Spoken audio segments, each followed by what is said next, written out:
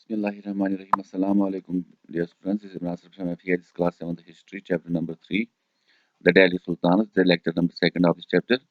Let us start today's first topic. A closer look, administration and consolidation under the Khiljis and Tughlaqs. अगर हम बात करें तो कोई भी बादशाह जो होता है उसके लिए हम कह सकते हैं एडमिनिस्ट्रेशन का अच्छी एडमिनिस्ट्रेशन का होना बहुत ज़रूरी है, वरना वो ज़्यादा समय तक रूल नहीं कर पाएगा। तो चाहे कितना भी वो पावरफुल क्यों ना हो, लेकिन अच्छी एडमिनिस्ट्रेशन होना बहुत ज़रूरी है। तो यहाँ पे अगर हम बात करें, हमने पिछली बार कहा था कि हम सल्तनत पीरियड के बारे में पढ़ेंगे, अलग-अलग सुल्तानस के बारे में पढ़ेंगे। तो यहाँ पे हमारा टॉपिक खास तौर पे है खिलजी डायनास्टी और तुगलक डायनास्टी जो थी सल्तनत पीरियड में, उनकी एडमिनिस्ट्रेशन और उन्होंने किस तरह से अपने एरियाज वगैरह बढ़ा दिए, किस तरह से उन्होंने कनकेस्ट्स किए दूर-दराज इलाकों में। तो यहाँ पे अगर हम बात करें जो एक रूलर था स्लेव डायनास्टी का, अगर आपको याद हो मैंने पिछली बार कहा था कि जो लास्ट डायनास्टी थी हिंदू डायनास्टी, उस वक्त जो दिल्ली पे रूल कर रही थी वो चौहानस थे। उनका लास्ट रूलर था पृथ्वीराज चौहान। तो उन्होंने सेकंड बैटल ऑफ टेरेन 1292 में ये जो मोहम्मद गोरी थे उनसे जंग हार कर उसको मारा गया। उसके बाद मोहम्मद गोरी ने खुद यहाँ पे रूल नहीं किया, उन्होंने अपने एक बैंडेंगा या अपने एक स्लेव जिसका नाम था कुतुबुद्दीन ऐबक, उनको यहाँ का रूलर बनाया। इस तरह से स्लेव डायनास्टी की शुरुआत हुई। लेकिन अब ये जो रूलर बने इन्होंने अपने आप को सुल्तान टाइटल दिया। तो कुतुबुद्दीन ऐबक के बाद उनका जो दामाद था सन-इन-लॉ इल्तुतमिश, वो रूलर बने। तो इल्तुतमिश ने क्या किया, उन्होंने जो एरिस्टोक्रेट्स वगैरह थे या लैंड चीफ्टेन्स वगैरह थे उनको गवर्नर वगैरह नहीं बनाया। उन्होंने क्या किया, उन्होंने जो वो गुलाम खरीदते थे, स्लेव्स खरीदते थे मिलिट्री सर्विस के लिए, उनको पर्शियन में बेंडेंगा कहते थे। तो वो उन बेंडेंगास को उन्होंने मतलब आला पोजीशंस पे बिठाया, गवर्नर्स वगैरह की पोजीशन दी, क्योंकि ये स्लेव्स अपने मालिक के काफी वफादार होते थे। क्योंकि अगर हम बात करें जो ये जो स्लेव डायनास्टी जो इंडिया में स्टार्ट हुई थी, कुतुबुद्दीन ऐबक, इल्तुतमिश वगैरह, ये खुद भी स्लेव्स ही रह चुके थे। उसके बाद अगर हम बात करें जो खिलजीज और तुगलक्स थे उन्होंने भी ऐसा ही किया, उन्होंने भी बेंडेंगास जो स्लेव्स वगैरह थे उनको आला पोजीशंस पे तैनात किया और वहां पे पोजीशंस दे दी। इसके अलावा उन्होंने they raise people of humble birth का मतलब होता है एवरेज लोगों को, जो ज्यादा अमीर वगैरह नहीं थे, अमीर तबके के नहीं थे, एवरेज बर्थ वाले लोगों को जो है जो उनके क्लाइंट्स भी थे, जो उनके साथ मतलब हम कह सकते हैं पॉलिटिकल पोजीशंस वगैरह हासिल कर चुके थे, तो उन्होंने उनको जनरल्स बनाया आर्मी में और इसके अलावा गवर्नर्स वगैरह बनाया, जिसकी वजह से काफी ज्यादा इंस्टेबिलिटी आ गई। क्योंकि पहले ही इनके कोर्ट में जो ये बादशाह हुआ करते थे, इनके कोर्ट्स में बड़े बड़े नवाब थे जो कि टर्किश और अफगान ओरिजिन के थे, जो जिनको ये चीजें पसंद नहीं थी। उसके बाद अगर हम देखें तो ये पेट्रॉन जिन्होंने बना लिए, ये स्लेव जो होते थे ये अपने मालिक की काफी रेस्पेक्ट करते थे और उनके लिए अपनी जान भी दे सकते थे।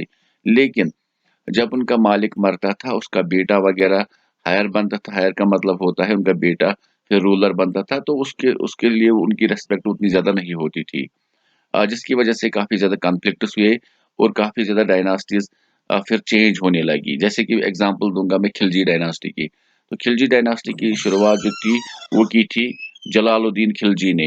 एक्चुअली में वो अफगान ओरिजिन के थे, लेकिन अफगान और टर्किश ओरिजिन के नवाब्स के बीच में वहां पे काफी ज्यादा लड़ाइयाँ हुई और उसके बाद विक्टोरियस हुए अफगान नवाब्स, और उन्हीं ने उन्होंने ही जलालुद्दीन खिलजी को वहां का रूलर बना दिया या हम कह सकते हैं सुल्तान बना दिया। तो इस तरह की चीजें होती रहती थी। इसके अलावा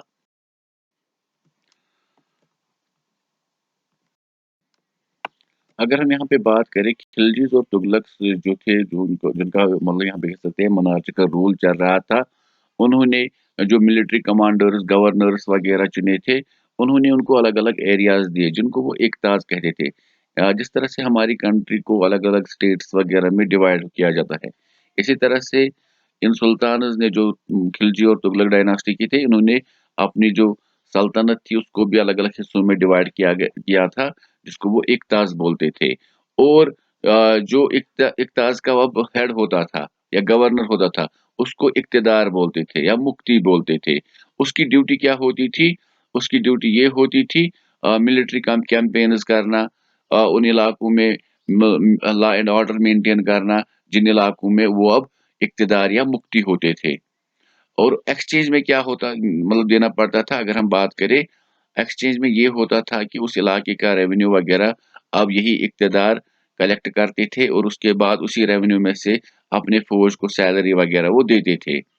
तो इस तरह से ये जो इक़्तिदार वगैरह थे ये भी काफ़ी ज़्यादा इफ़ेक्टिव हो गए थे। लेकिन इनकी जो पोज़ीशन थी वो इनहेरिटेबल थी। इसका मतलब अगर कोई मुफ्ती मर जाता था तो उसका बेटा वहाँ का मुफ्ती नहीं बनता था, बल्कि वहाँ पे किसी और को, जो सुल्तान था वो किसी और को वहाँ का उस एरिया का मुफ्ती बना देता था। उस मतलब एकता का हेड बना देता था। और उसके बाद अगर हम देखें शॉर्ट पीरियड टाइम के लिए ये इक़्तास वगैरह उनको दिए जाते, उसके बाद ये चेंज भी होता था। जो भी दिल्ली सुल्तानस ने हिंटरलैंड्स को कन्क्योर किया था, हिंटरलैंड्स का मतलब होता है, फॉर एग्जांपल एक सिटी है, सिटी के आस-पास के जितने भी एरियाज़ है, उनको वो अपने कंट्रोल में उन्होंने लाया। उसमें बहुत सारे चीफ्टेन्स वगैरह रहते थे। चीफ्टेन्स का मतलब होता है जो अलग-अलग क्लान्स या अलग-अलग ट्राइब्स के लीडर्स थे। तो लैंड चिफ्टन जो जिनके पास हम कह सकते हैं काफ़ी ज़्यादा ज़मीनें वगैरह थी, या हम समानता की बात करेंगे जैसे हमने चैप्टर 1 में की थी कि जो भी लैंडलॉर्ड्स, लोकल लैंडलॉर्ड्स हुआ करते थे उस इलाके में, तो उन्होंने क्या किया, उनको अथॉरिटी मतलब कबूल करनी पड़ी अलाउद्दीन खिलजी की। उन्होंने उन सबको वहाँ पे, अगर हम बात करें, उनके राइट से वहाँ पे बेदखल किया और वहाँ पे हम कह सकते हैं अपने कंट्रोल में वो सारा रेवेन्यू सिस्टम वगैरह वहाँ का लाया। तो पहले क्या होता था, पहले समानता जो लैंडलॉर्ड होता था, उन्हीं को ज़िम्मेदारी दी जाती थी, सिर्फ़ वो समानता पहले गिफ्ट्स वगैरह देता था रूलर को। वो अपने रेवेन्यू का हिस्सा वगैरह नहीं देता, लेकिन अब इन्होंने रेवेन्यू वगैरह भी हासिल करना शुरू किया, टैक्सेस वगैरह भी शुरू कर दिए लेने के लिए। उसके बाद अगर हम यहाँ पे बात करें, जो लोकल चिeftains वगैरह थे उनके ऊपर काफ़ी ज़्यादा टैक्सेस वगैरह लगाए गए, उनको अब टैक्सेस देने पड़ रहे थे। तो कुछ लैंडलॉर्ड्स वगैरह या कुछ चिeftains वगैरह जो थे उनको एज़ रेवेन्यू कलेक्टर्स भी वहाँ पे रखा गया। अब रेवेन्यू किस चीज़ के लिए लिया जाता? कल्टीवेशन पे। जितनी भी कल्टीवेशन होती थी उसको खराज बोलते थे, इस वाले टैक्स को। जो फॉर एग्ज़ाम्पल एक पीज़ेंट या एक फार्मर होता था, उसके मतलब जो ज़मीन में से 100 बोरियाँ निकलती थी अनाज की, तो 100 में से 50, इसका मतलब 50% उसे देना पड़ता था एज़ टैक्स। इसी तरह से कैटल पर भी टैक्स होता था, जो जानवर वगैरह उनके घरों में होते थे, इसके अलावा हाउसेज़ पर, जो उनके मकान होते थे। अब इसके अलावा अगर हम यहाँ पे बात करें, इसके अलावा अगर हम बात करें, जो इंडियन सब कॉन्टिनेंट था, दिल्ली के दूर-दराज इलाके, फॉर एग्ज़ाम्पल बंगाल प्रोविंसेस वगैरह, अ, तो वो काफ़ी हम कह सकते हैं दिल्ली सुल्तानस की हदूद से दूर थी। वो वहाँ पे अपना रूल बरकरार नहीं कर पाए। ख़ासकर जब दिल्ली सुल्तानस ने साउदर्न पार्ट्स ऑफ इंडिया पे रूल करना शुरू किया या उन पे कैंपेन्स वगैरह शुरू किए। जो दूर-दराज गैंगेटिक प्लेन्स थे, गंगा रिवर के जो प्लेन्स वगैरह थे, वहाँ पे लोकल चीफ्टेन्स जो फॉरेस्टर्स वगैरह वहाँ पे थे, वहाँ पे लोकल चीफ्टेन्स वगैरह जो ट्राइबल लीडर्स थे, उनका ही कंट्रोल था। अलाउद्दीन खिलजी और मोहम्मद तुगलक ने मतलब हम कह सकते हैं उन्होंने कोशिश की थी कि हम उन चीफ्टेन्स वगैरह पर भी कंट्रोल हासिल करें, लेकिन ये शॉर्ट ड्यूरेशन के लिए रहा। उसके बाद वो इलाके फिर से आज़ाद हो गए। वो मतलब हम कह सकते हैं इंडिपेंडेंटली अलग-अलग चिeftains के अंडर में वहाँ पे काम करते रहे। इसके अलावा अगर हम बात करें, ये जो 2 अलग-अलग डायनास्टीज़ के रूलर्स हैं, अलाउद्दीन खिलजी और मोहम्मद तुगलक। अलाउद्दीन खिलजी, खिलजी डायनास्टी के एक बेहतरीन बादशाह थे और मोहम्मद तुगलक, तुगलक डायनास्टी के एक बेहतरीन बादशाह थे। लेकिन दोनों में काफ़ी फ़र्क था। अगर हम बात करें अलाउद्दीन खिलजी के दौर में, कई बार 2 बार हम कह सकते हैं मंगोलियंस ने अटैक किया, लेकिन दोनों बार अलाउद्दीन खिलजी की आर्मी ने उनको हराया, क्योंकि इसके पास काफ़ी बड़ी आर्मी थी। इसी तरह से मोहम्मद तुगलक ने भी बहुत बड़ी आर्मी रखी थी, लार्ज स्टैंडिंग आर्मी। तो इनके अंडर में भी अटैक हुआ और उन्होंने भी उसको डिफेंड कर लिया।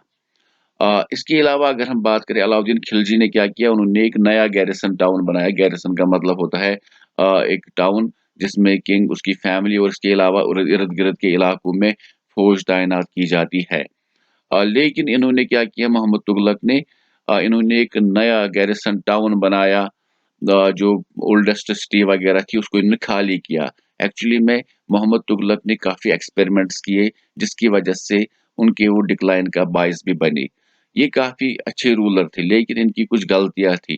फॉर एग्ज़ाम्पल सबसे पहले इन्होंने क्या किया, इन्होंने कहा कि मैं दिल्ली को अपनी कैपिटल नहीं बनाऊँगा, मैं साउदर्न इंडिया की तरफ दौलताबाद जो है, दौलताबाद को अपनी कैपिटल बनाऊँगा। इसलिए इन्होंने दिल्ली के बहुत सारे इलाकों को खाली कराया और वहाँ की तरफ शिफ्ट हुए। अब यहाँ पे देखिए, जो अलाउद्दीन खिलजी थे, वो अपने सोल्जर्स को किस तरह से मतलब खाना वगैरह देते थे या सैलरी वगैरह देते थे। तो ये वहाँ पे गंगा यमुना मतलब हम कह सकते हैं ये जो एरिया था, वहाँ पे तकरीबन टैक्सेस वगैरह फिक्स थे। 50% वहाँ के पीजेंट से वो लेते थे।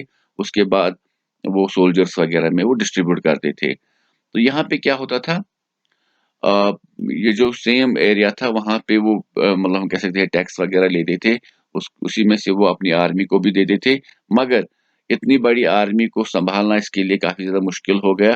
तो फिर इन्होंने क्या किया, इन्होंने अपनी आर्मी को ही कम किया। तो अगर हम यहाँ पे ये पॉइंट देखेंगे, तो meet the expenses of maintaining such a large army of soldiers, the sultan levied additional taxes. तो इन्होंने कुछ टैक्सेस बढ़ा भी दिए थे, जिसकी वजह से फेमाइन लाइक सिचुएशन आ गई। फेमाइन का मतलब ये होता है जब लोगों के पास भी कुछ खाने के लिए नहीं बचा, जब वो टैक्सेस देते रहे तो उनके पास भी कुछ नहीं बचा, तो फेमाइन की वजह से वहाँ पे कोई बहुत सारी प्रॉब्लम्स हुई। यहाँ पे अगर हम देखेंगे, अलाउद्दीन खिलजी अपने सोल्जर्स को मतलब हम कह सकते हैं रेवेन्यू वगैरह में से ही, या जो इक़्तिदार वगैरह होते थे ना, इक़्ताज़, इक़्ताज़ में रेवेन्यू जो कलेक्ट होता था, उसी से आर्मी का खर्चा चलता था, उसी में से आर्मी को सैलरी भी दी जाती थी। लेकिन मोहम्मद तुगलक ने क्या किया, इन्होंने सोल्जर्स को कैश में सैलरी देनी शुरू कर दी। इसके लिए भी इन्होंने एक मतलब हम कह सकते हैं एक्सपेरिमेंट किया। इन्होंने टोकन करेंसी शुरू की। टोकन करेंसी वही वैसी होती है जैसे आजकल हमें देखने को मिलती है। उस वक़्त के बादशाह अक्सर गोल्ड या सिल्वर की कॉइन्स का इस्तेमाल करते थे, लेकिन इन्होंने जो चीप मेटल्स है, सस्ते मेटल्स है, उनका इस्तेमाल किया।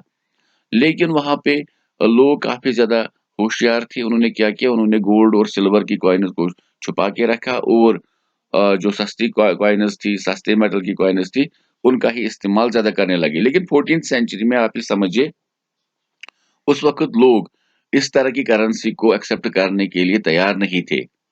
आज हमारी गवर्नमेंट हमें डिक्लेयर करती है कि ये currency central bank of India जो है, फॉर एग्जांपल हमारे पास रिजर्व बैंक ऑफ इंडिया है, सेंट्रल बैंक, तो वही हमारे लिए प्रिंट या हम कह सकते हैं मिंट कॉइन्स वगैरह करती है, प्रिंट करेंसी करती है। लेकिन जो हमारी गवर्नमेंट का ऑर्डर होता है वो सारे लोगों को मानना पड़ता है। लेकिन उस वक्त मोहम्मद तुगलक के रीन के अलावा बहुत सारे अलग अलग डायनास्टीज के रूलर्स रूल कर रहे थे, तो वो इस तरह की करेंसी को एक्सेप्ट नहीं करते थे। इस तरह से ये एक्सपेरिमेंट भी फेल रहा। यहाँ पे हम देखते हैं, Alauddin's administrative measures were quite successful and chroniclers praised his reign। तो इनके जो जितने भी एक्सपेरिमेंट्स वगैरह थे वो सारे सक्सेसफुल हुए। और दूसरा, ये जो हिस्टोरियंस वगैरह जो उस वक्त के राइटर्स वगैरह थे, उन्होंने इसके बारे में तारीफें ही की है। इन्होंने काफ़ी ज़्यादा हम कह सकते हैं जो प्राइसेस वगैरह थे, उन पर कंट्रोल हासिल किया, तो काफ़ी सस्ते दामों में वहाँ पे चीज़ें वगैरह बिकती थी। और मंगोलियन इन्वेजन को भी अच्छी तरह से इन्होंने डिफेंड किया। लेकिन यहाँ पे मोहम्मद तुगलक के दौरान काफ़ी ज़्यादा प्रॉब्लम्स हुई। कश्मीर पे के ऊपर भी इन्होंने अटैक करना चाहा, जो डिज़ास्टर साबित हुआ। तो हम कह सकते हैं कि मोहम्मद तुगलक ने सबसे पहले जो गलती की थी, इन्होंने अपनी कैपिटल को दौलताबाद शिफ्ट किया। दूसरा, इन्होंने नकद जो हम कह सकते हैं कैश में सोल्जर्स को सैलरी देने का फैसला किया। इसके अलावा टोकन करेंसी का इस्तेमाल करने लगा। इसके अलावा इन्होंने काफ़ी ज़्यादा टैक्सेस बढ़ा दिए, जिसकी वजह से फेमाइन लाइक सिचुएशन आई। और इसके अलावा मोहम्मद तुगलक ने जो कश्मीर पे अटैक किया था, उसमें भी काफ़ी ज़्यादा खर्चा हुआ और दूसरा फेलर भी साबित हुआ इनके लिए। तो ये हम कह सकते हैं कि यही अलाउद्दीन खिलजी और मोहम्मद तुगलक में बहुत बड़ा फ़र्क नज़र आता है। यहाँ पे हमारा जो नेक्स्ट टॉपिक है, द सल्तनत in the 15th and 16th centuries. तो जैसे हम बात कर रहे हैं, तुगलक, सईद, लोदीज़ वगैरह इस सल्तनत पीरियड का हिस्सा थे। जिन्होंने टिल 1526 तक रूल किया। तो अलग अलग एरियाज इनके अंडर में थे, दिल्ली, आगरा, जौनपुर, बंगाल, मालवा, गुजरात, राजस्थान और एंटायर साउदर्न इंडिया। तो बहुत सारी जगहों पे इंडिपेंडेंट लीडर्स रूलर्स भी रूल कर रहे थे। लेकिन अगर हम यहाँ पे देखें, उसी दौरान का एक हम कह सकते हैं अफगान रूलर साबित हुआ शेर शाह सूरी, जिसका असली नाम फरीद था, जो कि जिन्होंने रूल किया 1540 से 1545 तक।